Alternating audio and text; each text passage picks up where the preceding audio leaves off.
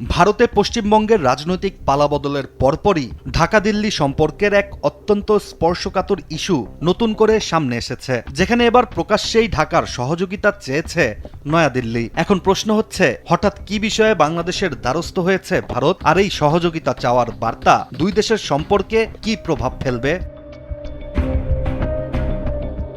বাংলাদেশ ও ভারত, এই দুই প্রতিবেশী দেশ প্রায় 4096 কিলোমিটার আন্তর্জাতিক বর্ডার ভাগ করে থাকে, আর এই সীমান্ত নিয়ে প্রায়ই দুই দেশের মাঝে তৈরি হয় উত্তেজনা। তবে সম্প্রতি ভারতে অবৈধ বাংলাদেশিদের অভিবাসন নিয়ে ব্যাপক আলোচনা রয়েছে, যা নিয়ে দুই দেশের সম্পর্কেও ব্যাপক টানাপোড়েন সৃষ্টি হয়েছে। এবার এই স্পর্শকাতর ইস্যু নিয়েই ভারত নতুন করে বিবৃতি দিয়েছে, হাত বাড়িয়েছে সহায়তারও। ভারত দাবি করেছে, হাজার হাজার বাংলাদেশি নাগরিকের জাতীয়তা যাচাইয়ের ফাইল বছরের পর বছর ধরে আটকে আছে, যার কারণে প্রত্যাবাসন প্রক্রিয়া কার্যত থমকে রয়েছে। ফলে এবার এই জটিলতার স্থায়ী সমাধান খুঁজতেই ঢাকার সাহায্য চেয়েছে দিল্লি। 7 মে ভারতের পররাষ্ট্র মন্ত্রণালয়ের সাপ্তাহিক ব্রিফিংয়ে দেশটির পররাষ্ট্র মন্ত্রণালয়ের মুখপাত্র রণধীর জয়সওয়াল স্পষ্ট ভাষায় জানিয়েছেন, ভারতে অবস্থানরত অবৈধ বাংলাদেশিদের বিষয়ে দিল্লি ইতিমধ্যে বিস্তারিত তথ্য ঢাকাকে দিয়েছে। এখন বাংলাদেশকে দ্রুত তাদের নাগরিকদের পরিচয় যাচাই করতে হবে, যাতে প্রত্যাবাসন প্রক্রিয়া সুশৃঙ্খলভাবে সম্পন্ন করা যায়।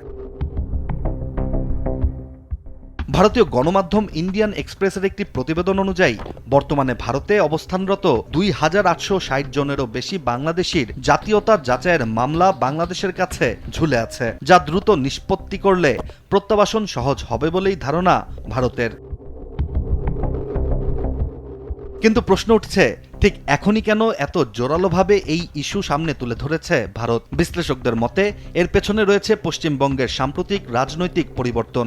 বিজেপির ঐতিহাসিক জয়ের পর সীমান্ত রাজনীতি নতুন মোড় নিতে শুরু করেছে দুই দেশের। কারণ দীর্ঘদিন ধরেই বিজেপি পশ্চিমবঙ্গ ও আসামে অবৈধ বাংলাদেশি অনুপ্রবেশের ইস্যুকে রাজনৈতিকভাবে ব্যবহার করে এসেছে, আর নির্বাচনী প্রচারণায়ও এই ইস্যু ছিল অন্যতম প্রধান অস্ত্র। ফলে ক্ষমতায় আসার পর বিষয়টি বাস্তবায়নেরও চাপ এখন অনেক বেশি। এমন পরিস্থিতিতে বাংলাদেশের প্রতিক্রিয়াও ছিল তাৎপর্যপূর্ণ। পররাষ্ট্রমন্ত্রী খলিলুর রহমান সতর্ক করে জানিয়েছেন, সীমান্তে যদি পুশিন বা জোরপূর্বক লোক ঠেলে পাঠানোর ঘটনা ঘটে, তাহলে বাংলাদেশও প্রয়োজনীয় ব্যবস্থা নেবে। এই বক্তব্য প্রকাশের পর থেকেই দুই দেশের মধ্যে কূটনৈতিক টানাপোড়েনের ইঙ্গিত আবারও স্পষ্ট হয়ে উঠেছে। এছাড়া দিল্লির বক্তব্যে আরও একটি গুরুত্বপূর্ণ বিষয় উঠে এসেছে, যা হচ্ছে তিস্তা চুক্তি। ভারতের পররাষ্ট্র মন্ত্রণালয় জানিয়েছে, বাংলাদেশ ও ভারতের মধ্যে অভিন্ন 54টি নদী নিয়ে আলোচনার জন্য সুসংগঠিত দ্বিপক্ষীয় ব্যবস্থা রয়েছে এবং নিয়মিত বৈঠকও হচ্ছে। কিন্তু বাস্তবতা হলো, বহু আলোচিত তিস্তা পানি বন্টন চুক্তি গত 15 বছর ধরেই ঝুলে আছে।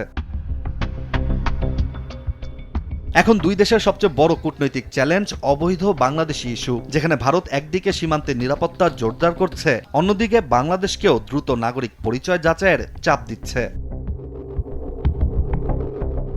সব মিলিয়ে ভারত বাংলাদেশ সম্পর্কের সামনে এখন এক নতুন বাস্তবতা তৈরি হয়েছে, যেখানে অবৈধ অভিবাসী ইস্যু, তিস্তা চুক্তি, সীমান্ত রাজনীতি পরিস্থিতিকে ধীরে ধীরে আরো সংবেদনশীল করে তুলেছে। আর এই উত্তেজনার মাঝেই এখন সবচেয়ে বড় প্রশ্ন, ভারত কি সত্যি সহযোগিতা চাইছে, নাকি এর পেছনে রয়েছে আরো বড় কোনো রাজনৈতিক কৌশল? ইশতিয়াক হোসেন, দেশ টিভি।